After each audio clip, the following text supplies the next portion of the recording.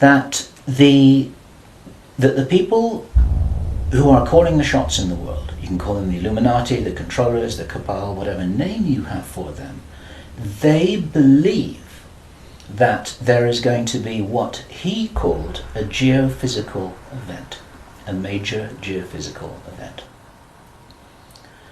He says that the best information that he's got is that the insiders believe that this is going to happen, or they are concerned that this is going to happen.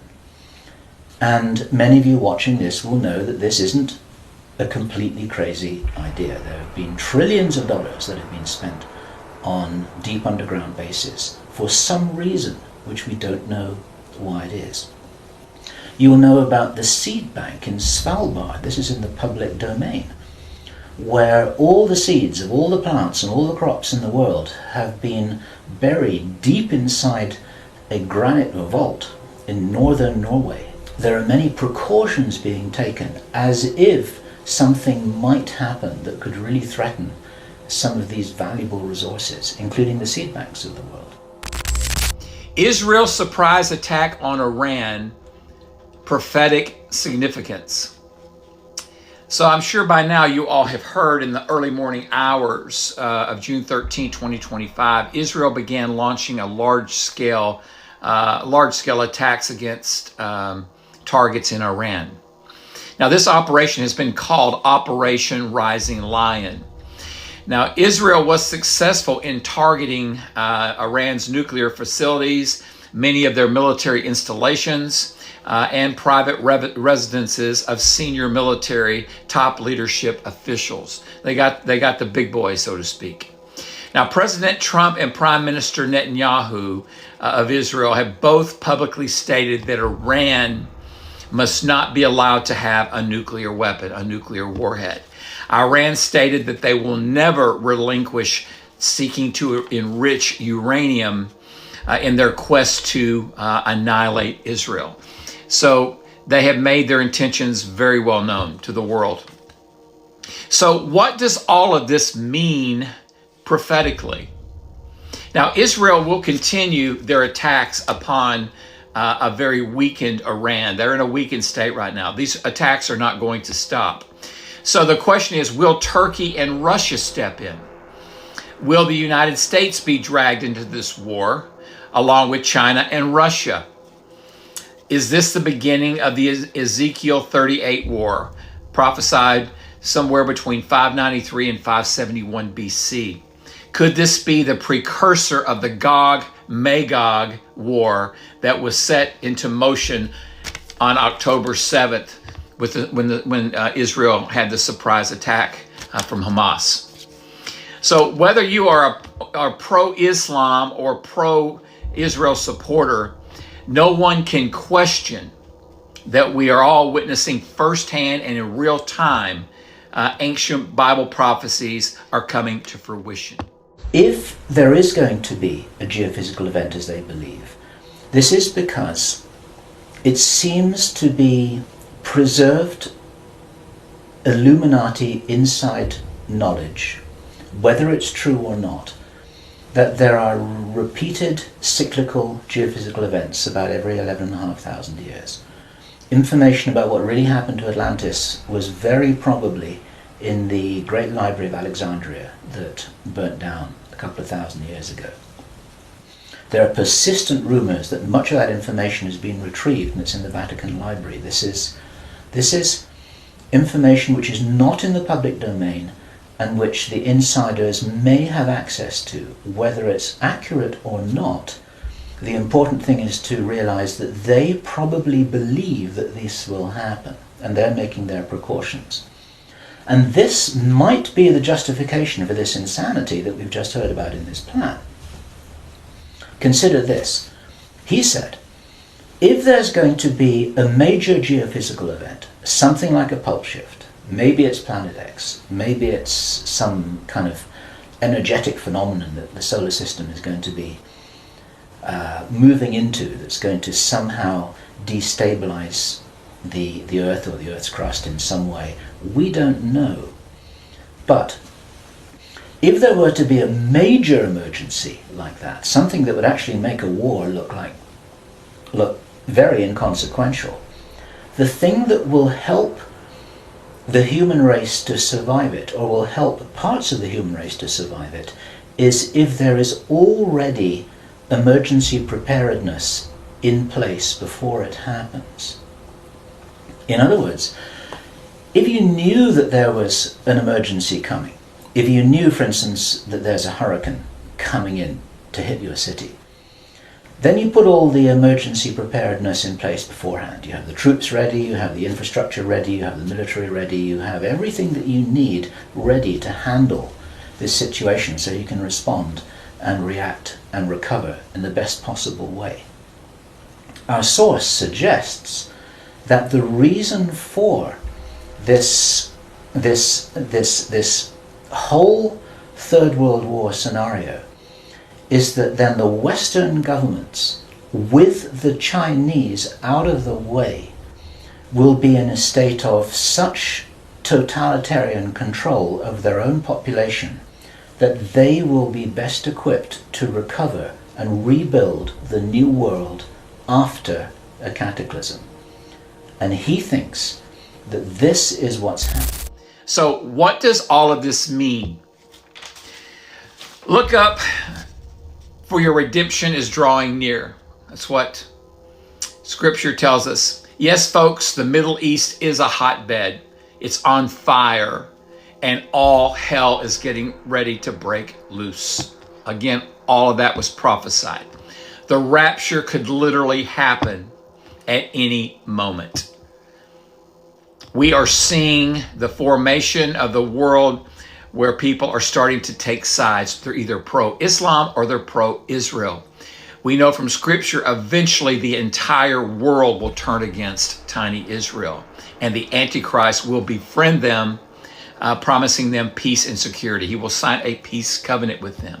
Like I said in earlier videos, he will also be instrumental in helping to rebuild the third temple. Then the Great Tribulation will begin. So what are your thoughts on all of this? How close do you believe we are to going home?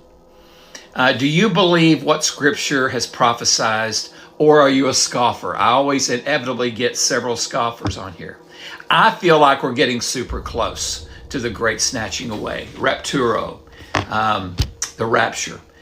So guys, we live in fascinating times. We're seeing Bible prophecy explode. I'm so appreciative of so many of you all that are just, you stay current with Bible prophecy. You read your word, you're praying.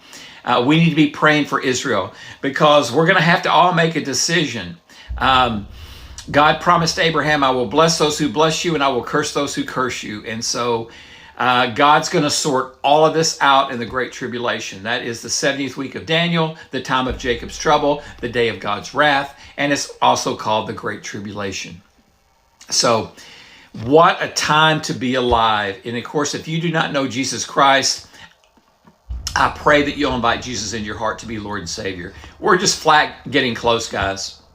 I don't ever set dates. I will not do that. But guys, we've been in the birth pains for a while now. I mean, we're seeing it, all of the signs converging at once. But guys, if you don't know Jesus, you need to pray and invite him into your heart. Start your relationship. Get born again. And then start attending church and get baptized and all that good stuff. And start telling other people about Jesus. Guys, share this video. I love you. Be blessed in Jesus' name. It's called the Anglo-Saxon mission. What that told me was that the reason for the name is because this is a white racist agenda for the inheriting of the new earth. It's a plan that Hitler would be proud of. If they think that a new earth needs to be rebuilt, a new world, think of that little phrase there. If a new world needs to be rebuilt after a cataclysm, they want the Anglo-Saxons to be doing it. They don't want the Chinese to be doing it. They get the Chinese out of the way first, and then the Anglo-Saxons will inherit this new world with the other nations, the Asian nations, the African nations, the South American nations. Presumably, it is assumed that they won't have the resources to be able to handle the situation in any kind of a way that gives them the strength to recover after whatever it is that they think is going to occur. So there are several other parts of this which also fit, and one of the reasons why this is an important presentation to make personally is my own personal thoughts, because up until now I've been following a lot of the well-founded research on these sorts of agendas. We've had our own sources of information over the last 3 years, but I've always had questions in my mind, like, why would they do this? You know, war against China, why? Third World War, why? And suddenly a lot of these things start to make a little bit more sense. It's possible, for example, that when we heard from Jordan Maxwell in our interview with him, which we did at the end of last year, 2009, he described to us how he had researched a number of repeating symbols and images that had been used ever since the time of Hitler, and even long before that, about the dawn of a new day. There's something very important in Masonic and Illuminati thinking about the dawn of a new day.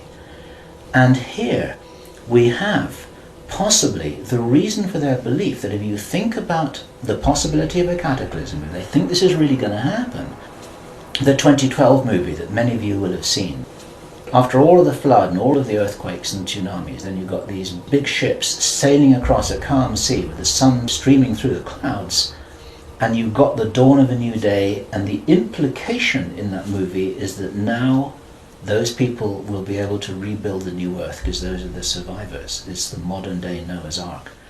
It's possible that the dawn of the new day, that it refers to that.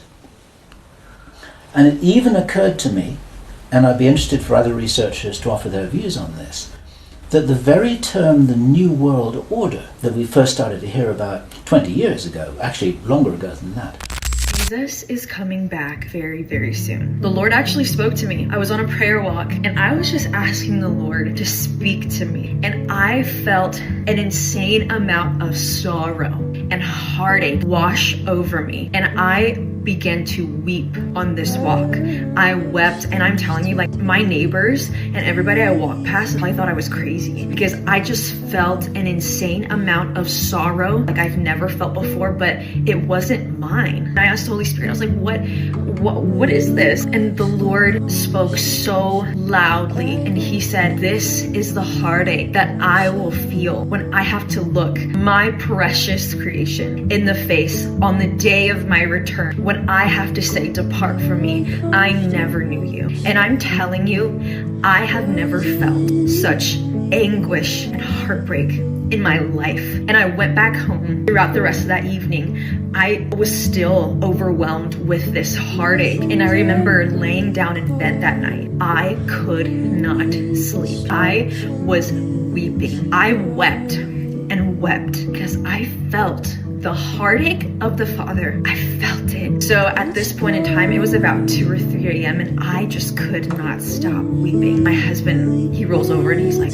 what's going on? And I felt the Holy Spirit wash over me. In that moment, I said, we need to tell our neighbors about Jesus. We need to tell everyone about Jesus. He spoke to me and he allowed me to feel his heartache when he has to look his children in the face and say, depart from me, I never knew you. And I told him, I said, Alex, I felt it. And I know with everything unfolding that this is no coincidence. I so believe that the Lord is going to pour out his Spirit like never before. This is not a time to be playing church, checking off the Sunday box and playing pretend. This is not the time. This is a time to share the gospel and to tell people about Jesus like never before, because time is running out. This is not to scare you. This is to spark some urgency. There are people out there that do not know Jesus. There's people out there that have never heard the life-changing news of the gospel, and we are running out of time to tell people that. So I hope this encourages you that the Holy Spirit is alive and active. He is speaking to his people. I feel Like he is about to do something big, and we're going to see people come to know the Lord like never before. And so you that's watching this, I just pray for the spirit of boldness and courage over you, that you would be unashamed of the gospel, you would be unashamed of the name of Jesus, and you would share it like never before. In the name of Jesus, amen. I love you. Maybe this is what the New World Order is all about. It really is the order, the plan for the new world that they think is coming. They think this is going to happen. Now, I say again, it's very, very important to differentiate out all of this information here. I don't believe this is going to happen at all, but they might be doing something crazy to try and safeguard what they believe is their own interests. This is what we need to be aware of here. And what I want to do is I want to just state really clearly why there are profound reasons for not believing that anything like this is going to happen. Our food is being poisoned. Our children are being lied to in the schools. We're being fed propaganda in the media. We're being forced into this tiny little box. We're being kept busy with game shows and ball games, and we are discouraged from really finding out what it is that is our heritage on this planet. Erich von Däniken has just published a book which is called History is Wrong. There's so much which we are denied. Things are heating up in the Middle East, and while the mainstream media keeps looping the same sound bites, something major is unfolding behind closed doors. Yesterday, Benjamin Netanyahu personally called Donald Trump. He urged him to end negotiations with Iran and join Israel in going to war. Trump refused. According to Israel outlet Haaretz, Netanyahu wants the U.S. to back an immediate strike on Iran's nuclear facilities, but Trump reportedly told him not now. He refused to give the green light and told Netanyahu to stop fueling public discussion about a possible attack. Now let's zoom out for a second. If Israel moves on Iran alone and the U.S. holds back, experts say Israel would last maybe 2 weeks before the region spirals out of control. And whether we back them or not, the world will still see America as guilty by association, which means the U.S. might get pulled into the fight either way. That's one front. Then we've got Ukraine, where speculation is growing that Putin could seize this very moment if global attention is locked on the Middle East and strike with overwhelming force to end the war on his terms. No negotiations, just brute resolution. And that would open a second front. And then there's a third, the unrest growing inside America itself, social division and political tension that you see on TV. Now think about it. That's three fronts: Middle East, Ukraine, home soil. And you still think this is about one conflict? The world is being stretched thin, and the pressure points are no accident. There are whispers about buffer zones as well, like Poland becoming flashpoints, with provocations potentially pushed by Western interests. I won't speculate, but I will say this. The pieces are moving fast, and it's all happening at once. For Trump or any leader, this isn't a battlefield. It's a minefield where every step has global consequences. We're staring down a moment in history where any misstep could ignite something none of us even want. But here's the hopeful part. The world has pulled back from the edge before. What it takes now is leadership that sees the whole picture, not just the next headline. Let's push our leaders for focus on a resolution, not on escalation. I was watching Israel Ben David, and he reminded me that as a watchman, whatever I've been shown or given from the Lord, I have to tell people and warn them. Whether they listen or not is up to them. Last week or the week before, I had a vision of a fault line going side to side, moving this way, and it was at this angle. And then after I saw the fault line sliding back and forth, I saw a section that was shaped like this, and it broke off. It, like the plate broke, and it pushed this whole part of the continent over. I don't know if you've seen the video of I think it was the Myanmar earthquake that was in India, where the whole plate itself moved. If you've not seen that, go look at it. You could see it on video, how it moved. And that's kind of what I saw in my vision happen here. This broke, snapped, and pushed inland while this stayed stationary. This is active. All of this is under pressure. This guy, even himself, I watched the Earthmaster, he does a daily rundown, is saying that, it's building, the pressure is building, there's swarms, there's been a lot of activity along the Cascadia. If you don't know what they're predicting with Cascadia, then you need to look that up, because that will affect us in the South. No matter where you're at in the world, it will affect you. It'll be a domino effect. I believe, one fault line will rupture. This is going to be massive. It's going to be catastrophic. And when it happens, it's going to be a domino effect for all the other fault lines. And then it's going to cause massive tsunamis. And like they predicted, the West Coast sinking, that's what's going to cause it. So I saw that last week. If I don't tell people what God showed me, then that blood will be on my hands. And I don't want that blood on my hands. I've also had a dream the other night about tsunamis. I was told to brace, and that there was a larger wave coming, and they were telling us to put on life jackets and to brace. But I thought to myself, why should I do that when I could just run away? And my mother was there, and she was helping me pack because we were getting ready to leave. Well, my mother's in heaven, so she was helping us get ready because we were about to leave before it came. And I feel like that's indicative of rapture, that, we'll leave before all of that happens, and it's imminent. So again, if you don't know Jesus, now is not the time to be playing Russian roulette with your eternity. Ask Jesus into your heart, ask him to make you born again, and don't waste time, because time's very, very short. With things going on in the Middle East and the war that started, that is a prophetic clock if I've ever seen one. And that's just, the beginning. It's about to get really, really bad. So please give your heart to God. Ask Jesus into your heart. Make him the Lord of your life. Surrender everything that you are to him. And do it today, I pray, in Jesus' name. There are many people in the military who never signed up for anything like this. There are many people in the intelligence services. They never signed up for anything like this. They signed up when they were young, thinking that they were doing the best thing for their country, thinking that they're doing the best thing for mankind. They're not all evil at all. And so as a direct message to those of you in the military and the intelligence services who may be watching this or may have had this brought to their attention, you don't have to do this stuff just because you're told. You need to support what's best for the human race. You don't need to follow orders if it's going to lead to a huge destruction here, which is in no one's interests apart from the controllers, who have an agenda of their own, and that agenda doesn't feature you and me, that's for sure.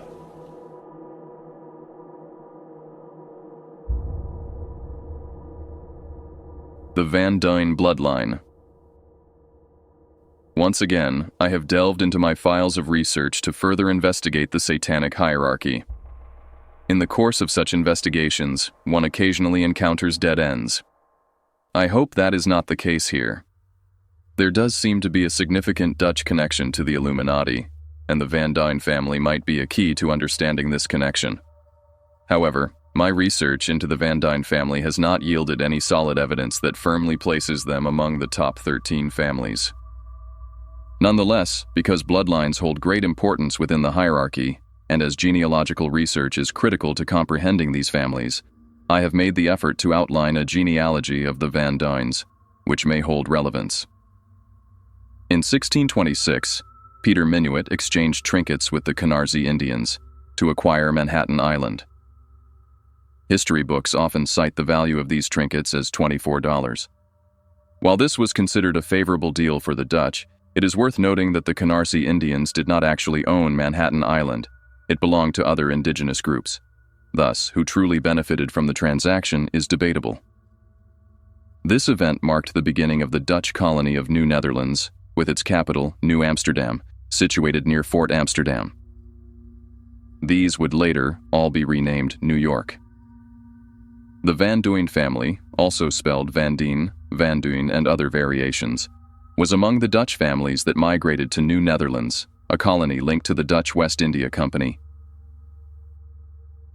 Other notable Dutch families in the region included the Van Cies, Van Cleef, also spelled Van Cleve and Van Cleve, Van Korn, Van de Water, Doren, and Stoothoff families. In 1649, 15 years before the British seized New Netherlands from the Dutch, Gerrit Cornelissen van Duyn emigrated from Brabant in the Netherlands to New Amsterdam with his older sister. Brabant, located south of Eindhoven in the southern Netherlands, included parts of present-day Belgium at the time. However, records conflict regarding his migration. While some sources indicate 1649, others mistakenly cite 1640 as his date of arrival. For reasons unknown, Gerrit Cornelius van Duyn later returned to Holland, residing in Zwolle on the eastern side of the Zuiderzee. Before his initial migration, he had lived in Newkirk in Zeeland. Van Duyn was described as a coarse, non-spiritual, and uneducated man who worked as a carpenter. His apparent disinterest in Christianity seems to have persisted across several generations. Upon returning to the New World, Gerrit relocated from New Amsterdam to New Utrecht, which is believed to correspond to present-day Greenwich Village. Over time, his descendants spread across Michigan, Illinois, Kansas, and other regions. By the following century, the family had established 5 main branches, one in Queens County, New York, one in Kings County, New York, one in Dutchess County, New York, a 4th in Somerset County, New Jersey, and a 5th in Morris County, New Jersey. While it is possible that other Van Duyns also emigrated from the Netherlands to America, documentation on the family remains scarce. In Germany, the title von was a mark of nobility, and it appears that a similar convention applied in the Netherlands. This suggests that the Van Duyns were a prominent family upon their arrival in the New World. Despite this, their low profile persisted, raising questions about whether they could truly be among the top 13 families. One notable descendant, Mona Van Duyn, was the first female poet laureate of the United States, a Pulitzer Prize winner in 1991. Her book received significant acclaim in 1990, raising the question of how she managed to garner such widespread recognition. In fields as subjective as poetry, both talent and connections play a role. The source of Mona Van Duyn's influence remains an intriguing mystery. Even before the British consolidated control over New Netherlands, the area hinted at its future significance. Pirates who raided the East Indies and the Red Sea were outfitted in what is now New York and Rhode Island. William Paterson, born circa 1655 in Scotland, was a pivotal figure in the establishment of the Bank of England.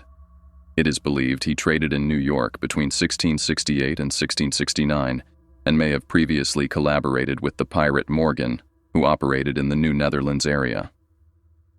Witchcraft also featured in the lives of some New Netherlands residents, although the colony was considerably more lenient toward practitioners compared to the stricter Puritan colony in Massachusetts. The Van Duyns in New Netherlands. The last Dutch governor of New Netherlands, Governor Peter Stuyvesant, had a sister-in-law who was accused of witchcraft but ultimately acquitted. Ralph Hall of Sedelcott, Long Island, and his wife were the only individuals in New Amsterdam to face serious trials for witchcraft, and they too were acquitted. By 1687, the British had taken New Netherlands from the Dutch for the second and final time. The Dutch inhabitants were then required to swear an oath of allegiance to the British crown. Among those recorded as taking this oath were Gerrit Cornels van Duyn, Cornels Gems van Duyn, and Denys Gerris van Duyn. Interestingly, the 1790 census for New York State shows no Van Duyn families listed. However, much of the Van Duyn genealogy has been preserved in works such as New Netherlands Families by Wilson V. Ledley, specifically in Volume 3, which focuses on the Van Duyn lineage. Through genealogical research, I have identified 378 members of the 5th generation of Van Duyns in America. The Van Duyn family has intermarried with several notable families over the centuries, including the Ailing, Allen, Brindle, Bullinger, Graeber, Hayes, Kennedy, and Robertson families. They have also intermarried with other prominent Dutch families, such as the Van Burens, Van Cleves, and Van der Hoofs. It would be fascinating to uncover whether the Van Duyns have any connection to Dutch King William of Orange or his prominent supporters, as many of today's elites trace their lineage to this historical figure or his allies. The Van Duyn surname has evolved into various spellings, such as Van Duyn, Van Duyn, Van Duyn, Van Duyn, and Van Dien, particularly in Bergen County, New Jersey. Some sources claim that the Van Duyn family is one of the top 13 Illuminati bloodlines. If true, they remain the least known of the 13. Clues and evidence prevent me from dismissing this possibility, although there are perplexing details that raise doubts. One curious aspect is the rarity of the surname. Given their early arrival in the New World, one might expect the Van Duyns to have formed a vast clan, yet this is not the case. Another anomaly is their apparent absence in Brussels, Belgium, a city with significant activity related to the conspiracy and a strong Dutch presence. While some places in Brussels bear the Van Duyn name, no Van Duyns appear to reside there, apart from 2 listings under Van Duynen in the local phone book. Notable Van Duyns through history. Several Van Duyns have left their mark in history. Cornels Van Duyn, 1709 to 1779, left an inheritance of £1,000 to his children. William Van Duyn, 1695 to 1773, bequeathed 2 plantations to his children. Aaron Van Duyn, 1830 to 1899, trustee and deacon of the Methodist Episcopal Church. Alfred Voorhees Van Duyn, an undertaker based in Middlebush, New Jersey.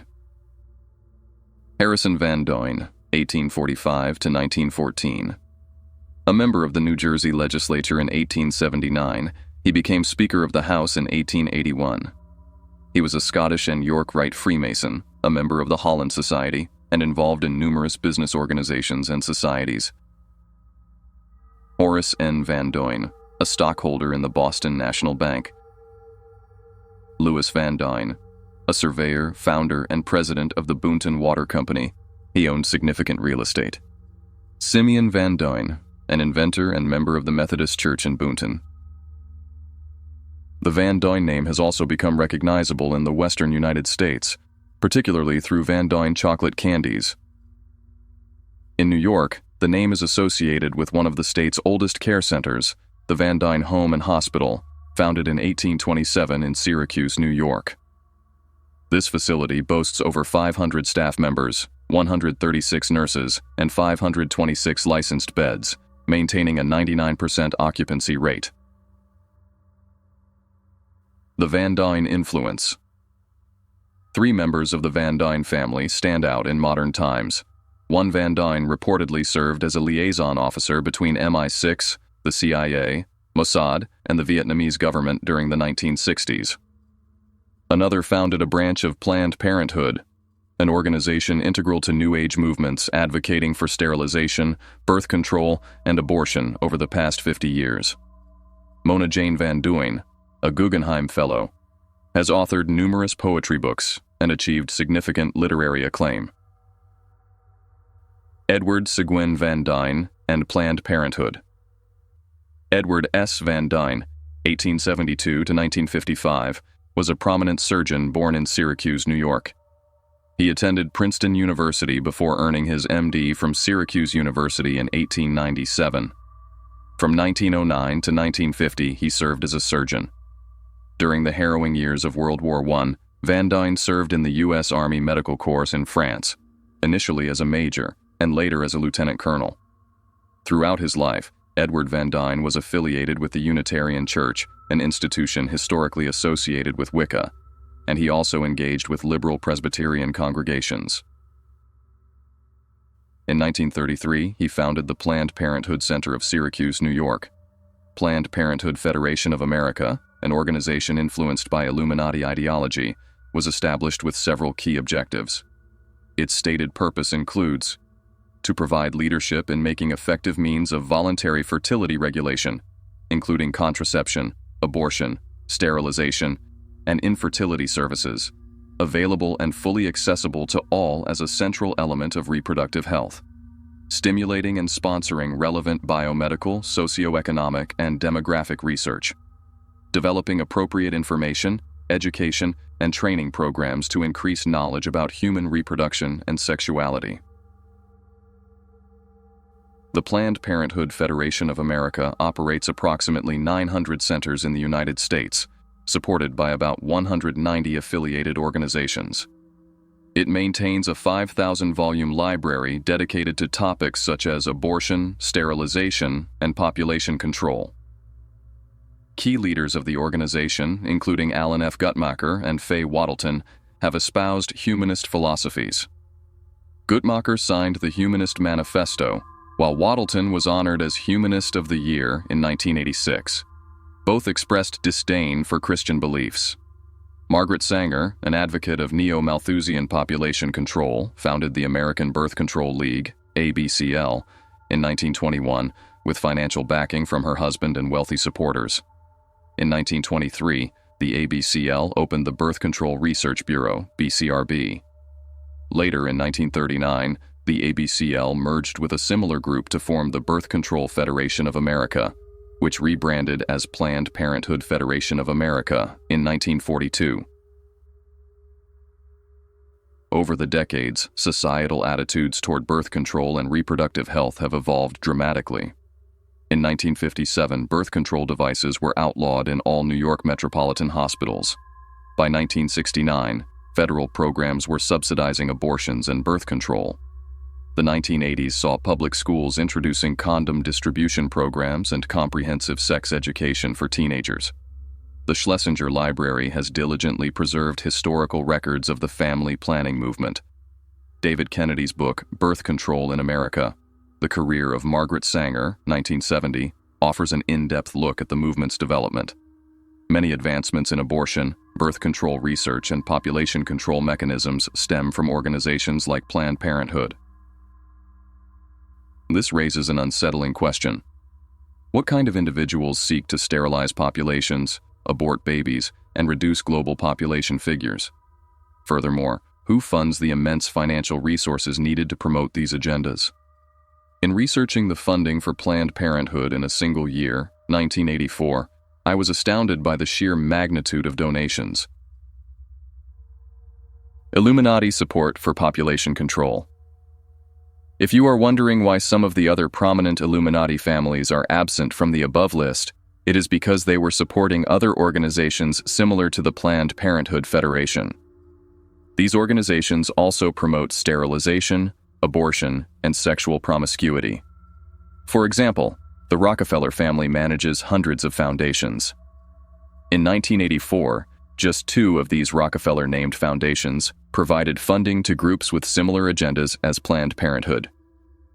Additionally, in 1984, the Rockefeller Foundations granted several sums to the Red Chinese Academy of Medical Science to conduct research on contraception, sterilization, and genetics. One of these grants, totaling $6,647, funded the study of male contraceptives. Has abortion, sterilization, sexual promiscuity, population control, and genetic research been part of the Illuminati's long-term plans? Absolutely. However, the Illuminati needed to convince experts, particularly those they control, that these measures were necessary to save humanity. According to William Cooper in Behold a Pale Horse, 3 major studies were conducted by the elite to justify the narrative that a population explosion was threatening the Earth. The first study occurred during World War II, the second in Huntsville, Alabama, in 1957, and the third was conducted by the Club of Rome and concluded in 1968. All 3 studies declared that population growth needed to be curtailed. Last year, George Hunt attended a meeting of the elite and obtained a document revealing that the elite are committed to halting population growth by any means necessary. Years earlier, Illuminatus Dr. Aurelio Peche suggested introducing a plague similar to the Black Plague. This concept later evolved into the AIDS epidemic. The Illuminati possess a cure for AIDS, as well as many other cures. However, they will not release the cure until they deem it necessary, such as when enough people have died, or when they are forced to reveal it due to public exposure. Dr. Wolf Schmuness, the former roommate of Pope John Paul II, is said to have been one of the masterminds behind the AIDS epidemic. Furthermore, the National Security Council has maintained an ad hoc group on population policy, strongly advocating for birth control, abortion, and sterilization in other nations. This group drafted the Global 2000 report, which was later presented to President Carter. Whether overpopulation truly poses a threat or not is a subject of debate. Having traveled worldwide and being the son of an accomplished agricultural scientist, I argue that it is not a threat. However, the world's elite firmly believe it is, and their belief drives their actions. Moreover, they have a vested interest in perpetuating the overpopulation narrative. Van Duyn Candies and its mysteries. Van Duyn Candies operates its kitchen and administrative offices at 739 NE Broadway, Portland, Oregon. The company runs 10 retail candy stores in Portland and one in Silverdale, Washington, near Bremerton. This 63-year-old company holds 16 shopping mall leases and also wholesales candy to other distributors. It operates a subsidiary, Miss Sailor's Candies, Inc., in Long Beach, California. Van Duyn Candies was later acquired by Van Ryan Corp., located at 2360 NW Quimby Street, Portland, Oregon. By 1990, American Confectionery, Inc. of Chino, California, was listed as its owner. There has been speculation that Van Duyn Candies might play a role in distributing poisoned candy to American schoolchildren, a plan reportedly discussed by the Illuminati years ago. I contacted a company representative about any plans to distribute candy to schools but received no information. The company has experienced its share of peculiar incidents. Richard McCall, the company president, borrowed $391,000 from the company for personal use. This misuse of funds was forgiven when he relinquished his position and his share of stock, thereby losing control of a significant block of shares. On April 27, 1988, the Oregonian reported that Van Duyn Candies had declared bankruptcy, filing for reorganization in March 1987. Company officials stated that the bankruptcy was merely a restructuring process to resolve equity splits in the company's financial control. In 1986, Van Duyn Candies reported $10 million in sales. Whether the company plays any role in the broader conspiracy is unclear.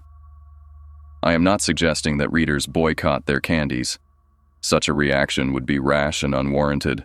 Besides, since Van Duyn Candies wholesales to other distributors, it is impossible to know under what other labels their candy is sold. A string of strange coincidences. An odd experience in my life might be mere coincidence or perhaps another piece of the puzzle. I will not name names, as I am unsure how this all fits together. One of the men who owns 2 Van Duyn stores is an ex-missionary to Taiwan and a minister. He maintains a close friendship with one of the most powerful generals in the Free Chinese Army. This man drives Cadillacs and receives red carpet treatment from his military general friend whenever he visits China. This ex-missionary was once a friend of mine. In 1990, when he learned I had written a book, he was excited to purchase it because of our friendship. However, upon discovering the title, The Watchtower and the Masons, he abruptly lost interest and never bought it. I asked him if he knew anything about Freemasonry, and he claimed to know absolutely nothing. I found this response peculiar because he was a leader of the Kiwanis Club in our area. I had even attended Kiwanis breakfasts hosted in the basement of a Masonic lodge here in Portland. Strange associations, the minister and the Masons. How did this minister arrange for his Kiwanis Club to meet in a Masonic lodge, yet claim to know nothing about the Masons? Furthermore, many individuals with his surname are known to be Masons, which suggests that some members of his extended family might be involved with Freemasonry. Later, this minister's son-in-law, who is also a minister, summoned me to his office at a particular church. He declared that I should be excommunicated by Christians for attempting to expose Billy Graham, even though this minister's denomination does not practice excommunication.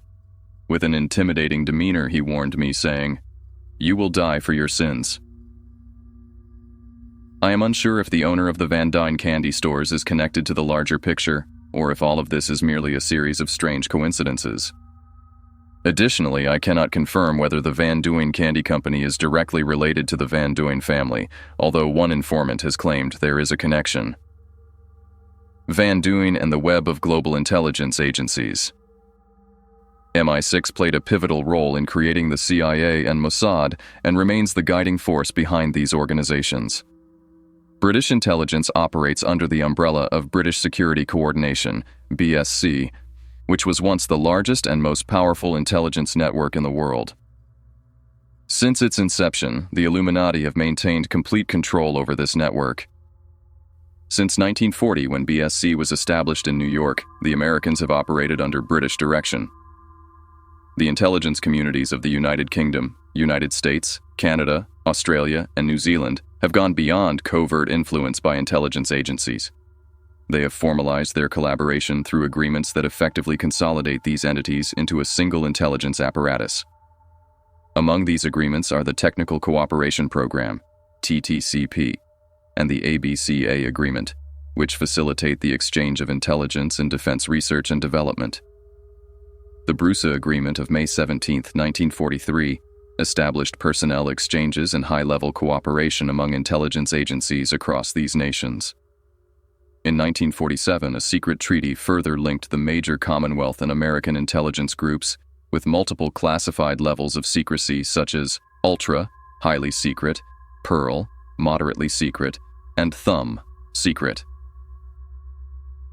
On February 17, 1972, a directive from the National Security Council, NSCID-6, designated the NSA as the principal U.S. SIGINT agency, effectively placing the FBI and CIA under its operational authority. While there have been claims of friction between the NSA and its front organizations, such as the FBI and CIA, any conflicts appear to be superficial, as personnel from these agencies often work for the NSA. The CIA, MI6, and Mossad also collaborated through the Bank of Credit and Commerce International, BCCI, which was embroiled in scandal. However, the elite successfully suppressed much of the fallout. Collectively, the UK-USA intelligence community, comprising agencies such as MI5, MI6, CIA, NSA, FBI, and others, functions as a unified global intelligence network. Together, these agencies employ at least 300,000 individuals worldwide. If, during the 1960s, a member of the Van Duyn family served as a liaison among these intelligence departments, he would have wielded extraordinary influence. While there is a method for confirming such a connection, it requires time and resources. Prominent early Dutch-American families. Professor William R. Van Cleve, who has worked for various New World Order think tanks and intelligence agencies, descends from one of the early Dutch-American families of New Netherlands. It is possible that the Van Cleve and Van Duyn families intermarried. For instance, William Van Duyn married Sarah Van Cleve in Somerset, New Jersey, around 1750. Professor Van Cleve's resume includes positions at RAND, the Stanford Research Institute, and the Department of Strategic and Defense Studies at the University of Southern California. He also served as an advisor to the Pentagon and participated in SALT conferences. The Van Cleve family reportedly traces its lineage to Jan Van Cleve, a Dutch nobleman and the last Duke of Cleves, who immigrated to America in 1653.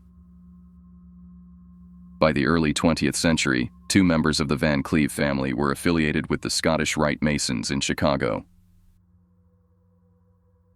The Illuminati connections, Collins, Whitneys, and Vanderbilts. William Collins Whitney, a prominent member of the Illuminati via the Skull and Bones Order, is suspected to have ties to the influential Collins family, one of the top 13 Illuminati bloodlines. He served as a director of Guarantee Trust, a position later held by his son, H.P. Whitney. William Collins Whitney married Flora Payne, the daughter of Standard Oil's treasurer, Oliver Payne. The wealth accumulated by the Whitney family from the Paynes and Vanderbilts was invested into major financial institutions such as Guarantee Trust, J.P. Morgan, and Guggenheim. One of William Collins Whitney's sons married Gertrude Vanderbilt, a member of another influential early Dutch-American family. Alfred Gwynn Vanderbilt, a member of Skull and Bones, received a warning not to board the Lusitania, which the elite knew was doomed to sink. Tragically, he did not receive the message in time and perished in the disaster. Whitman Vanderbilt was a key figure in the Illuminati's Round Table, which included other powerful families such as the Astors and Cecils. The origins of the Vanderbilt fortune remain shrouded in mystery. By 1924, it was valued at nearly $1 billion and has since grown to an unmeasured magnitude. Some sources suggest Cornelius Vanderbilt amassed his wealth through blackmail. Lindsay Russell of the Russell family, another top Illuminati bloodline, was associated with the Vanderbilts. He established the Pilgrim Society, a sixth-degree branch of the Illuminati, and also served as chairman of the Council on Foreign Relations, a fourth-degree Illuminati organization. The Vanderbilts, Whitneys, Goulds, and Rockefellers. The Vanderbilts, the Whitneys, the Goulds, and the Rockefellers contributed significant sums of money to Billy Graham for his New York crusade. The Dutch connection today. Many former Nazis and elite industrialists have established residences in the Garderen-Putten area of the Netherlands. The Bilderbergers are constructing a super hotel and conference center near this location. One of the companies involved in its construction belongs to the Nachanius family, which has ties to Nazi history. The Belgium-Dutch connection to the Illuminati is far from insignificant. Dutch William of Orange overthrew English King James II during the battles of 1688 to 1691. This event is notable because it seems the financial headquarters of the Illuminati were based in Amsterdam before William of Orange's victory. Afterward, these operations shifted to London. The importance of Belgium and the Netherlands to the modern New World Order cannot be understated. For instance, Brussels is home to the Beast, a supercomputer that is reportedly notified within seconds of every financial transaction conducted via ATMs. If the Van Duyn family is indeed one of the top 13 Illuminati bloodlines, uncovering their role could provide significant insights into the connections between Belgium and the Illuminati. Earlier research and publications have described high-level rituals performed in a castle in Belgium. The genealogy of the Roosevelt presidents includes Dutch ancestry that traces back to British royalty. Similarly, other prominent elites also have ties to the Netherlands and Belgium. Elizabeth Van Buren, author of The Sign of the Dove, discussed the Merovingians, the 13th top Illuminati bloodline, and their alleged connection to Jesus. The book takes a Gnostic perspective and suggests that the Merovingians were of extraterrestrial descent. Despite my efforts, I have not found a town named Duyn that could have inspired the Van Duyn surname. Nor have I discovered a significant number of Van Duyns in the Netherlands or the United States. However, I did locate a Hidde Hendrik Van Duyn, who immigrated from the Netherlands and later became a state educational official. My research into the Dutch connection within the Illuminati remains incomplete, revealing only a fraction of what may be a much larger story. It has been theorized by others that unknown superiors occupy the highest positions within the Illuminati. This possibility should not alarm anyone, nor should it be surprising that some details remain elusive. However, it is challenging to conceal individuals who wield extraordinary power. Thus far, I have examined families that are definitely part of the top 13 Illuminati bloodlines. If the Van Duyn family is among them, they may represent the Dutch-Flemish-Belgian segment of the Illuminati, much like the Astors and Rothschilds originate from Germany, the DuPonts from France, the Liz from China, and the Kennedys from Ireland. In fact, the entire top 13 families are interconnected through marriage and heritage, tracing their lineages back to the ancient nobility of Europe, the tribe of Dan, and the Khazars. Many within these elite families believe they are descendants of the House of David. One researcher even claimed that the royal house of Japan is genealogically linked to the 13th top Illuminati family. While this claim is extraordinary, it could explain Japan's integration into the global framework of the New World Order. Through my research, I have identified the Van Duyn family as an early colonial American family of prominence. The few modern members of this family I have traced appear to have suspicious ties to the establishment and exhibit characteristics expected of individuals from a top Illuminati family. Any additional information on this subject would be greatly appreciated. The Dutch-Belgium connection is a powerful link within the Illuminati, but remains an area where my understanding is fragmented. Since publishing a comprehensive article on the Van Duyn family in 1993, I have received confirmations and tips from former Illuminati insiders. Based on these leads, I discovered that many members of the Van Duyn family are concentrated in Michigan, particularly around Grand Rapids. There are also smaller clusters in Lansing, North Oakland, Minneapolis, and St. Paul. I identified another individual linked to the power structure who might be connected to generational satanic cult activities. This man, Robert Gerald Van Duyn, was an official for UNESCO, an organization reportedly involved in passing New World Order directives to specific groups. UNESCO, as one of the more controlled and dangerous branches of the United Nations, has been referenced in my earlier writings. Robert Gerald Van Duyn married Florence Elizabeth Neuer and served as the Associate Director of the W.K. Kellogg Foundation, a significant organization headquartered in Battle Creek, Michigan. The Kellogg Foundation and Illuminati influence. The Kellogg Foundation has allocated grants to Catholic universities, research initiatives aligned with Illuminati objectives, and various other causes. For example, in 1984, the foundation provided a $100,000 grant to the American Association of Community and Junior Colleges. The stated purpose of this grant was to implement a national recruitment effort to enlist the support of government and corporate leaders to improve policies concerning adult education and training. Given that most national government and corporate leaders are embedded within the power structure, it is unsurprising that the Illuminati would want these individuals involved in shaping decisions for junior colleges. Additionally, in 1984, the foundation contributed nearly $10,000 to the Battle Creek Board of Education, undoubtedly granting it significant influence over the local school board's decisions. Many of the foundation's grants promote advancements in healthcare and agriculture, aligning with the overarching goals of the Illuminati. From 1972 onwards, the American government assigned Robert Van Duyn to UNESCO, where he served as the coordinator of the UNESCO World Bank Education Project. Holding such a position indicates his affiliation with the elite, regardless of whether he was directly involved in satanic practices. UNESCO itself has been instrumental in advancing a global education agenda aligned with the New World Order. Uncovering Patricia Van Cleve Lake's connection to the Van Duyns. The recent death of Patricia Van Cleve Lake has revealed additional clues about the Van Duyn family. In an earlier article, it was noted that one of the other early Dutch families in New Amsterdam that intermarried with the Van Duyns was the Van Cleves. On October 3rd, 10 hours before her death, Patricia called her son and disclosed the truth about her identity. Her death notice, a brief 3-paragraph article, was relegated to page 14 of a Los Angeles newspaper. On her deathbed, she revealed to her son that she was the daughter of William Randolph Hearst and actress Marion Davies. Many had long speculated about her resemblance to Hearst, but refrained from discussing it publicly. After her passing, her son confirmed, "She lived her life on a satin pillow. They took away her name, but they gave her everything else." Throughout her life, Patricia was introduced as the niece of Marion Davies, who was, in reality, her mother. The rumor mill had linked Patricia to Hearst since the 1920s, but her deathbed confession made it public for the first time.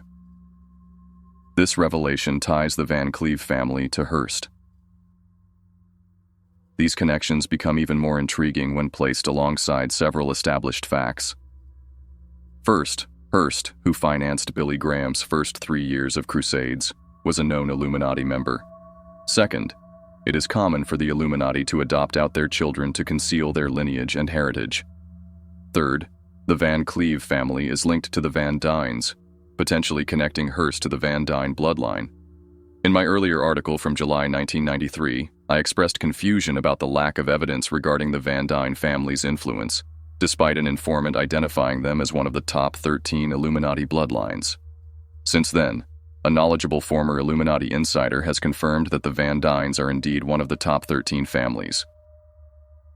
Members of this satanic bloodline are concentrated in the north-central United States, particularly in Michigan. I also discovered that this family retains much of its wealth in Europe and is connected to certain Italians, possibly the Mafia. With these additional leads, I hope to uncover more about this elusive Illuminati family, which has taken extraordinary measures to conceal its influence. Their wealth and businesses are well hidden, protected by holding companies and other sophisticated methods. This collection of articles seeks to take readers behind the scenes, exposing the families that control the Illuminati and the world. One of the most prominent gatherings of representatives from the 13 bloodlines occurs during the Feast of the Beast. The full story of these families is far from complete. The Van Duyn family serves as a fitting conclusion to this book, as the mystery surrounding them epitomizes the challenges of uncovering the truth. The Van Duyn articles do not mention Roel van Duyn of Amsterdam, Netherlands, who in modern times founded and led a socialist communist movement in the Netherlands. Roll was a powerful figure whose movement, led by provocateurs, occasionally turned violent. There is still much to uncover regarding the relationship between the Van Duyn and Van Cleve families. It is known that some intermarriage occurred, but time constraints have prevented me from fully investigating this connection. While Roll Van Duyn was leading his radical movement, Marion Davies' father resided at Hurst's Riverside Drive property, and her brother-in-law, George Van Cleve, was an executive in Hearst's Film Corporation. The enigma of the Van Duyn family mirrors the mystery of the Romanov family. The Romanovs were not limited to the Russian branch. They also had a Prussian branch. Some Romanovs, such as Grand Prince Alexis Romanov, immigrated to America. His granddaughter, Mary Tessier, a cousin of Alexander Romanov, was among J. Paul Getty's closest companions. Getty, once listed by Fortune magazine as America's richest man, exemplifies how Romanov bloodlines intersect with the Illuminati. Romanov connections appear even in the social circles of Frank Sinatra. For instance, Mike and Gloria Romanov were personal friends of Sinatra, further underscoring the reach of these elite bloodlines. Frank Sinatra's ties to the Mafia and Illuminati. Frank Sinatra's social circles read like a who's who of the Mafia and the Illuminati. Sinatra often traveled to France to spend time with Baron Guy de Rothschild and was seen hosting charity balls with Lawrence Rockefeller, such as those organized by the World Mercy Fund. Mentioning the Rockefellers naturally leads us to the Romanovs. Consider Anne Marie Rasmussen, who married Nelson Rockefeller's son, Stephen Clark Rockefeller. In her book, There Was Once a Time of Islands, Illusions, and Rockefellers, Anne-Marie recounts her journey from being a maid in the Rockefeller household to learning transcendental meditation and being astonished by the Rockefellers' collection of primitive art, a term they used for their extensive collection of nude artwork. Anne-Marie describes the playhouse at Kykwit, Margaretta, Happy Rockefeller's close friendship with Mrs. Vincent Astor, Lawrence Rockefeller's Keneal Bay Plantation on St. John Island, and the Rockefeller Ranch in Jackson Hole, Wyoming. Speaking of the Astors brings us back to Sinatra, who purchased Mary Astor's sprawling property in the Toluca Lake area of the San Fernando Valley. Interestingly, Sinatra bought the property without ever seeing it. Several Illuminati survivors have indicated that the Van Duyn family wields considerable power in California. If the Van Duyn family's influence operates through the Costello and Van Cleve branches, along with other unmentioned offshoots, then the secrecy surrounding this powerful satanic bloodline may be beginning to unravel. The Van Duyn family has altered the spelling of their name over time. One variation is Van Duyn. Vance Van Duyn, an important figure in the New World Order, graduated from Yale. He is an Episcopalian and has worked closely with prominent international bankers. Born in San Francisco, he later resided in the New York City area. He served on the board of directors for the German-connected Währungsbank Capital Corporation. Another notable Van Duyn is Harold Foster Van Duyn Jr., a renowned architect. He played a significant role in the Troy, Michigan firm Straub, Van Duyn and Associates.